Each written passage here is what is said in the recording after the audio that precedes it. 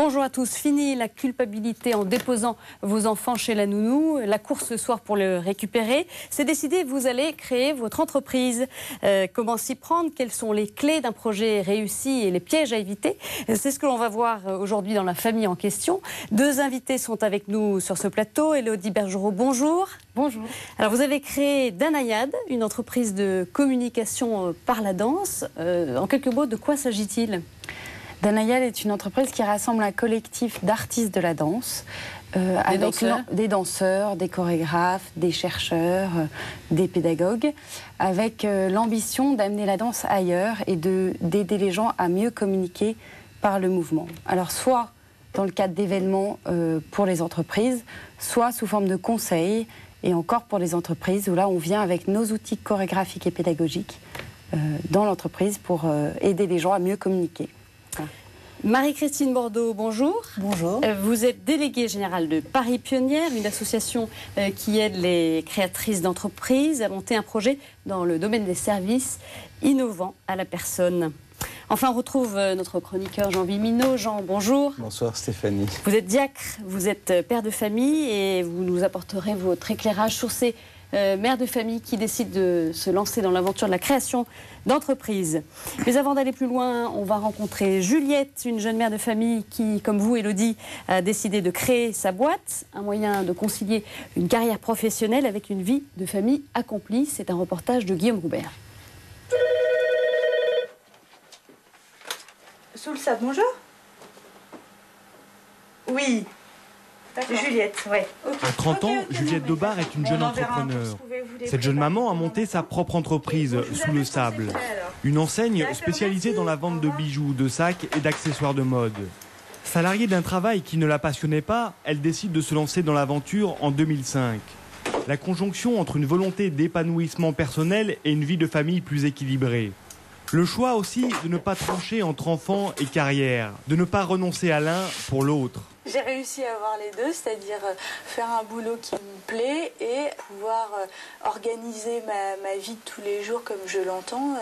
Moi, depuis toute petite, j'avais envie de faire des études de stylisme.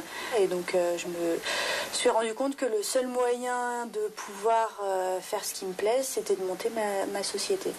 Quand j'ai monté la société, j'avais pas d'enfant, mais je suis tombée très vite enceinte puisque j'ai été enceinte en juin et j'ai commencé à travailler pour Sous le Sable en septembre. C'est surtout aujourd'hui où je me rends compte que ça me donne une flexibilité dans mon emploi du temps. Pas d'impératif horaire et une grande souplesse d'organisation. L'avantage majeur d'être son propre patron. Le chiffre d'affaires est encore modeste, mais Juliette n'a de toute façon pas l'intention de transformer en multinationale une firme qui correspond à son idéal de vie.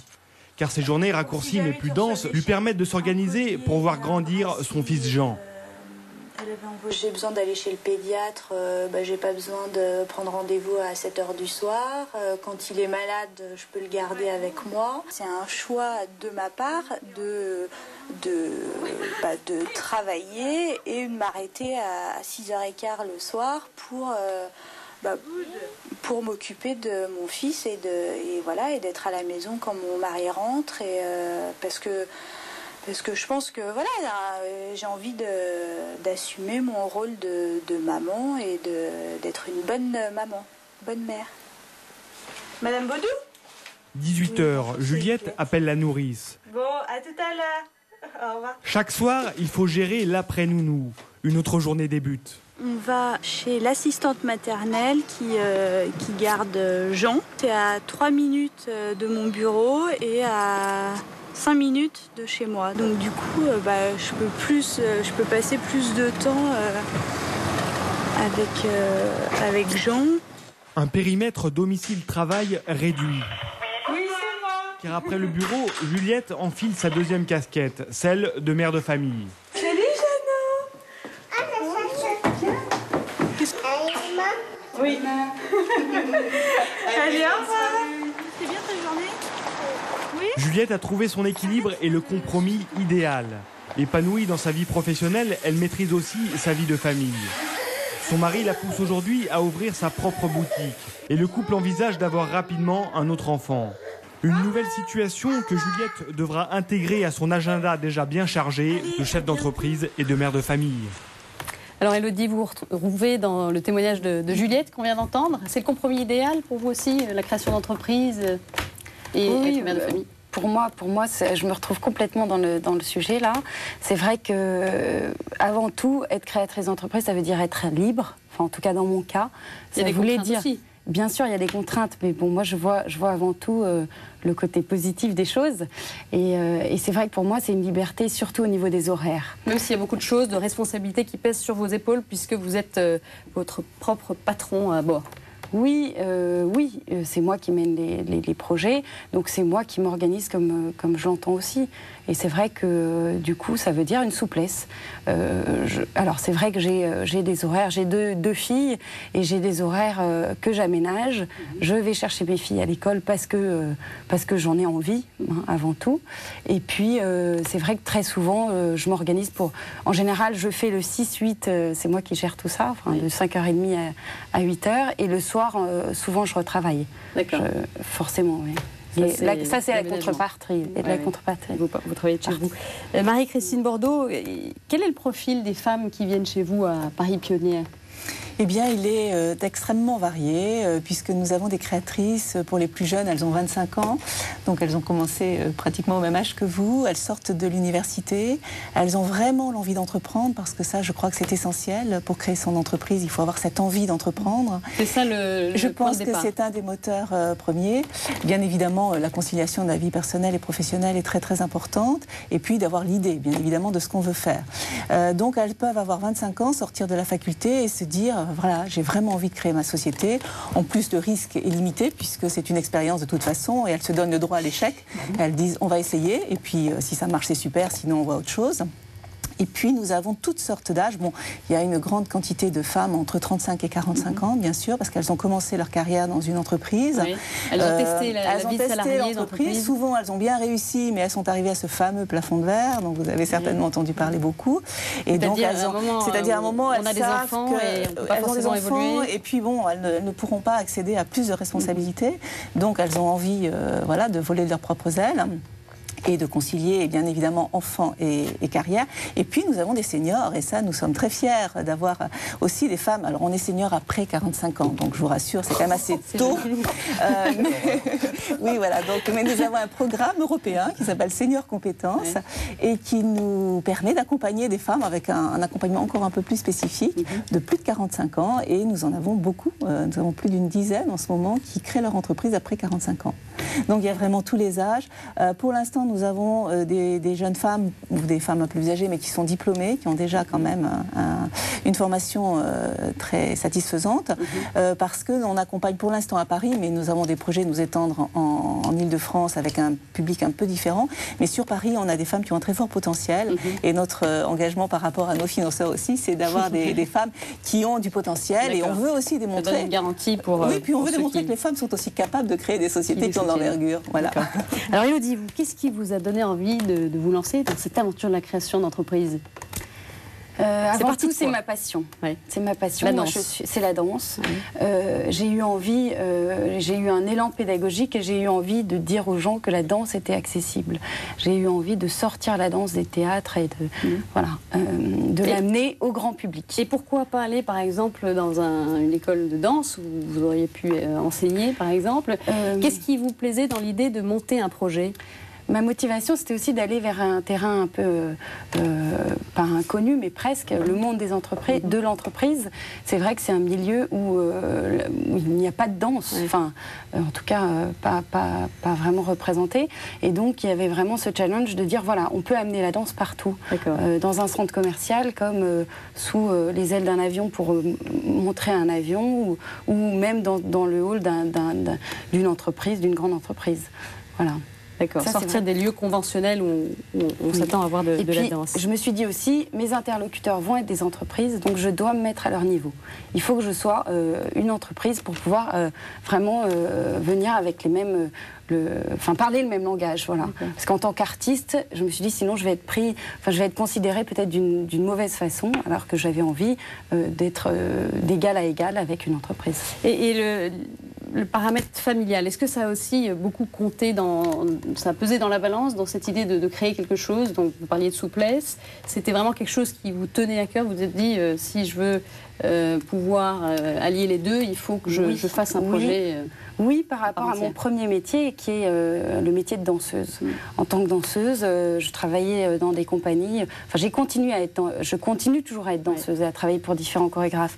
Mais c'est vrai qu'en tant que danseuse, j'étais amenée à être en tournée, à avoir des périodes de création en dehors de Paris. Donc finalement, je voyageais beaucoup. J'étais sans cesse un peu à droite à gauche. Et le fait de créer ma structure, ça m'a donné un point fixe. D'accord. Voilà. Et d'être à Paris, dans votre ville. Marie-Christine Bordeaux, alors les motivations de ces femmes de différents âges, c'est quoi? Eh bien, bon, ça a été très bien dit dans le reportage. Je pense qu'une des premières motivations, c'est cette conciliation des vies, puisqu'on peut gérer son temps. Ça ne veut pas dire qu'on va travailler moins. Oui. Pas du tout, mais on travaille avec une liberté de choix dans les horaires. Ce que disait très bien la jeune femme, si elle a envie d'amener son enfant à l'école ou bien chez le médecin, elle va le faire. Bon, par contre, elle travaillera le soir en rentrant chez elle. Donc je pense que ça, c'est très important de pouvoir concilier ces deux vies. Au centre, il y a toujours cette idée d'équilibre entre la vie professionnelle et la vie personnelle. Je pense que ça, c'est un élément important. Et puis, cette envie d'entreprendre, on a ça en soi. On a vraiment envie d'aller jusqu'au bout de ce désir de créer. Ça, c'est très, très important aussi. Et puis voilà, donc ça je crois que c'est vraiment le plus important. Et peut-être une satisfaction qu'on ne trouve pas forcément dans l'entreprise, si on a été salarié. Alors ça, les parcours sont très très différents, donc c'est difficile de généraliser sur l'entreprise. Mais par contre, beaucoup de femmes qui sont amenées à créer leur entreprise, dans leur propre entreprise, ont été aussi freinées dans l'entreprise. C'est ce que vous disiez auparavant. Alors, selon une étude TNS Sofres sur l'entrepreneuriat féminin, les femmes ne représentent que 28% des créateurs d'entreprises. C'est pas beaucoup. Pourquoi ? Non. Eh bien, écoutez, il y a plein de réponses à ça. Nous, la première chose qui a convaincu la mairie de Paris, qui nous finance en particulier, c'est quand on leur a démontré que dans les structures d'accompagnement à la création d'entreprises dans Paris, il y avait que 5% de femmes. Pourquoi ? En fait, les structures d'accompagnement s'adressent à des personnes qui veulent créer dans des secteurs technologiques. Bon, il y a des femmes qui vont créer dans ce secteur-là, mais il se trouve que la majorité des femmes qui veulent créer leur entreprise vont le faire dans le domaine des services, à la personne et aux entreprises. D'ailleurs, pourquoi ? Parce que c'est très souvent dans notre vie, on va avoir constaté un manque, et beaucoup de femmes qui créent leur entreprise, parce qu'il faut une idée quand même, il faut détecter dans son environnement quelque chose qui manque, et elles vont voir que ça n'existe pas et qu'elles en auraient bien besoin pour elles, donc elles vont créer pour les autres. En fait, ça a été la motivation de ma présidente, donc Frédérique Clavel, qui a eu cette idée d'incubateur au féminin. C'est pas un très joli nom, mais c'est quelque chose de très fort. Elle-même a quitté l'entreprise quand elle a eu des enfants et qu'elle n'arrivait pas trop à négocier donc ses temps. Et elle s'est rendue compte que c'était formidable de créer son entreprise, mais que c'était pas si facile que ça. Enfin, il n'y a pas beaucoup de structures pour accompagner ces femmes. Il n'y a pas beaucoup de structures pour accompagner ces femmes, et on a besoin de structures d'accompagnement. Donc en fait, la Paris Pionnière répond à cette demande, et on a permis d'équilibrer le taux de mixité dans les incubateurs en étant un incubateur spécifique pour les femmes. Mais je vous rassure, on accueille aussi bien évidemment les salariés et les associés des femmes qui sont créatrices d'entreprises. On est pour la mixité dans notre structure également, bien sûr. Élodie, alors vous vous êtes tournée vers qui pour monter votre entreprise ? Alors c'est vrai que, deux choses. D'abord, j'ai un mari entrepreneur, et ça aide, forcément. C'est lui qui m'a stimulée, qui m'a donné les clés aussi. Et il a créé l'entreprise avec moi, au départ. Jusqu'au jour où il a créé sa propre structure, qui est l'atelier des chefs. Et alors là, il fait des cours de cuisine. Ça marche bien. Donc vous avez du coup après pris les rênes. Donc après j'ai été un peu seule et je me suis débrouillée toute seule. Donc ça c'est le premier point. Le deuxième point c'est je suis allée voir la chambre de commerce. J'ai regardé un petit peu les aides qu'il y avait pour les jeunes créateurs d'entreprises ou créatrices d'entreprises et j'ai eu une aide de jeunes créatrices de moins de 26 ans. Et avec cette aide, c'était une prime à l'époque, financière. Quoi. Autour de combien ? Autour de 3 000 €. Je crois, quelque chose comme ça, je me souviens plus bien. Ça aide. À peu près, voilà. Et avec ça, étaient données aussi des heures de conseil. Voilà. Conseil en gestion, en comptabilité. Voilà, exactement. En plus, en étant artiste, c'est peut-être pas toujours évident de se lancer dans l'administratif. Moi, je suis partie vraiment au feeling. J'étais peut-être au niveau social un peu, je connaissais le monde de l'entreprise, mais j'ai jamais travaillé dans une entreprise. Oui.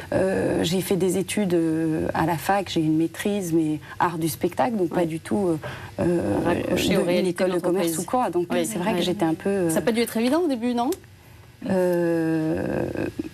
Moi, j'ai pris ça comme un jeu. Oui. Donc j'ai trouvé ça super, j'ai adoré ça. Vous amusait en fait. Oui. Et est-ce que vous aviez fait, je sais pas, une prospection, une étude de marché pour savoir s'il y avait d'autres entreprises comme la vôtre ou pas? Oui, mais bon, c'était vite vu. Hein. Je connais bien le milieu de la danse et c'est vrai que je suis un peu seule de mon espèce, quoi. C'est assez particulier ce qu'on propose. Donc voilà, communiquer par le mouvement, c'est pas... Vous étiez la seule sur le marché. Marie-Christine Bordeaux, alors comment vous aidez ces femmes concrètement qui viennent vous voir? Juste ce que vous venez de dire sur l'environnement est très important. Il y a beaucoup de couples qui créent leur société ensemble, et puis même si ce n'est pas un couple, les femmes peuvent bien évidemment créer toutes seules, mais je pense qu'un environnement familial est très important, c'est très porteur. Le mari peut avoir plus de compétences dans la famille.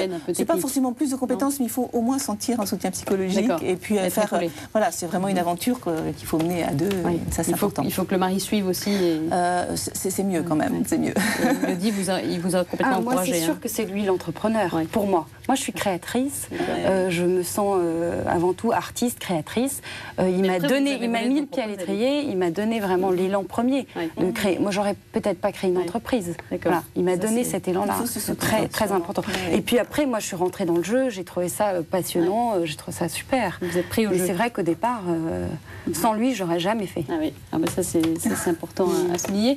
Oui, Marie-Christine. Alors concrètement, comment vous les aidez ces femmes? Nous les aidons juste un petit peu avant la création et juste un petit peu après. Donc on les aide à passer de leur projet, de leur rêve à la réalité, à la création de leur société. Donc là on leur propose un coaching, en fait c'est vraiment un accompagnement très personnalisé.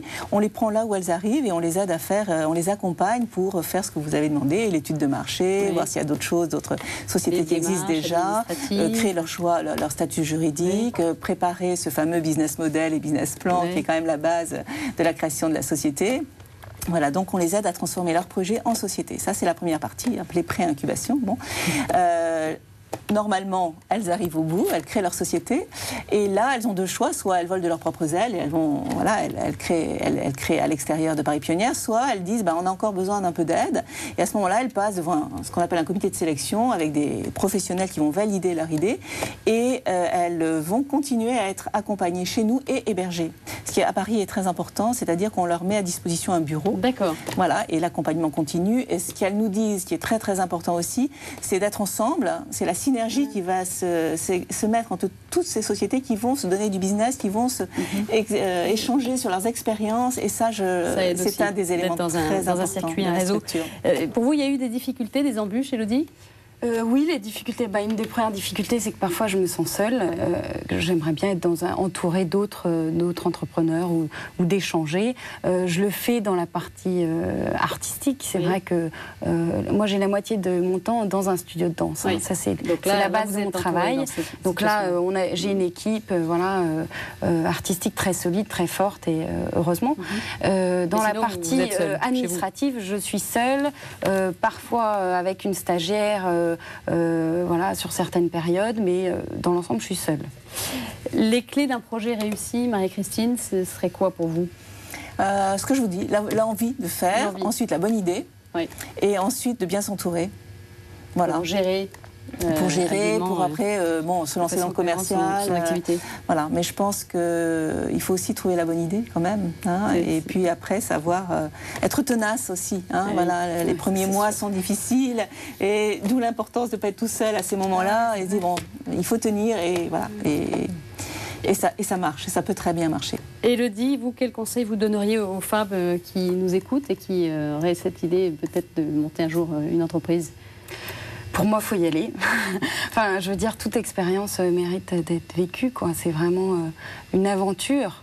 La création, c'est une aventure et c'est absolument passionnant, je trouve. Humainement, et on a l'impression de s'accomplir aussi. On a l'impression de... À tous les niveaux. On crée quelque chose, donc finalement, on réussit à transformer... une envie en une réalité, quoi. Et ça, c'est vrai que c'est satisfaisant. Et vous avez l'impression que ça vous permet également d'être une mère accomplie? Moi, oui. Oui, aujourd'hui, oui, parce que je suis mère. Je me sens vraiment mère dans mon quotidien. Je pense que si j'avais été dans un bureau, mais bon, j'ai pas fait ce choix-là, mais si j'avais été dans un bureau, j'aurais été frustrée, je sais que j'aurais culpabilisé. Il y a des périodes dans ma vie où je travaille trop. Du coup, je dois raccourcir mes temps avec mes filles. Bon, c'est des périodes difficiles. D'accord. Ouais, je trouve ça dur. Mais il y a des compensations par ailleurs. Merci beaucoup à toutes les deux. Alors Jean, vous, qu'est-ce que vous en pensez de ces mères qui se lancent dans cette aventure de la création d'entreprise? Moi, je commence par admirer ce que j'ai entendu.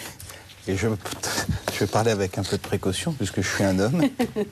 C'est bien d'avoir l'éclairage d'un homme aussi. Oui, je voudrais simplement rappeler que dans le plan de Dieu,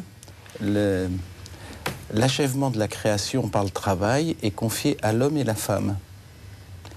Et ça, il faut toujours le rappeler. C'est pas le propre de l'homme ou c'est pas le propre de la femme, c'est le propre des deux. Et puis, je crois qu'il y a également une autre chose qu'il faut bien comprendre, c'est que l'homme est un être social et qu'il y a deux lieux où la personne se socialise, en quelque sorte, c'est la famille et l'entreprise. Et donc, je crois qu'il faut, dans l'avenir et dans notre société, je crois que c'est une idée qui est en danger à l'heure actuelle, il faut voir la famille et l'entreprise dans l'unité et non pas dans l'opposition. Je dirais dans une certaine communion. Et ce qui est très frappant, c'est, en écoutant Élodie, j'ai été très marqué lorsqu'elle a parlé de son époux. Elle a bien exprimé que cette création n'a pas été une opposition à son époux, pour exister par rapport à son époux. Bien plus que ça, c'est lui qui a donné l'impulsion et qui l'a aidé, qui l'a poussé à faire cette création. Donc je crois que ça, c'est très précieux. Maintenant, en vous écoutant, je me dis, mais est-ce qu'on a commencé à travailler pour que dans les entreprises, puisque tout le monde n'a pas le charisme de créer, mais le travail dans l'entreprise est important, est-ce qu'on a commencé à réfléchir à la façon dont on pourrait permettre à des mères de famille qui veulent être mères de pouvoir réussir dans l'entreprise avec cet équilibre du temps, avec cette possibilité de choix. Je pense qu'aujourd'hui, on est vraiment... on est encore très très loin du compte. Je voudrais faire une dernière réflexion. Pour réussir, il me semble, dans ce domaine-là, il faut se poser la question, pourquoi on fait ça? Bien sûr que l'homme s'accomplit par le travail. Mais en même temps, il ne faut pas oublier, et je crois que c'est un des soucis à l'heure actuelle, la famille est un lieu d'accomplissement, mais en même temps, c'est un lieu d'abnégation très grand. Parce que finalement, lorsqu'on a des enfants, ils vous pompent tout. Ils vous pompent le temps, ils vous pompent la vie, ils vous pompent le corps, ils vous pompent tout. Et donc, il y a un appel au don qui n'existe pas à proprement parler dans l'entreprise. Et je crois que c'est un peu dommage. Je pense qu'il faudrait justement restaurer cette idée que lorsque l'on entreprend, de construire une famille ou que l'on entreprenne dans une entreprise, c'est pour les autres. Et c'est dans la mesure où on arrivera à mettre en place cette unité qu'on permettra à tous, justement, d'être créateurs avec une vie unifiée et donc une vie heureuse. Entreprendre pour les autres. Oui. On retiendra ces paroles-là, Jean. Merci à tous les trois d'être venus sur ce plateau. Alors, quelques adresses internet qui pourraient vous intéresser. Danayad, dont on a parlé ce soir, l'entreprise que vous avez créée, Élodie. Site internet www.danayad.com, une entreprise de communication par la danse. Également le site internet de Sous le Sable qui était montré dans le reportage que l'on a vu en début d'émission, www.souslesable.com, et puis l'adresse de Paris Pionnière qui accompagne ces créatrices d'entreprises dans le domaine des services innovants à la personne, www.parispionnière.org. En quelques mots d'ailleurs, on ne l'a pas précisé pour ceux qui ne sauraient pas de quoi il s'agit, les services à la personne, quelques exemples, et aux entreprises. Oui. Qu'est-ce que ce serait concrètement? Par exemple, ce qu'on connaît le plus, ce sont des gardes d'enfants ou des crèches, mais on a aussi des services sur Internet, des services financiers, des services dans le développement durable pour lutter contre le développement, contre le réchauffement climatique. Enfin, c'est la notion de service au sens très très très large du terme. Et puis enfin, bien sûr, n'hésitez pas à nous envoyer vos commentaires, vos réactions à l'adresse qui figure sur vos écrans, réaction@kto-tv.com.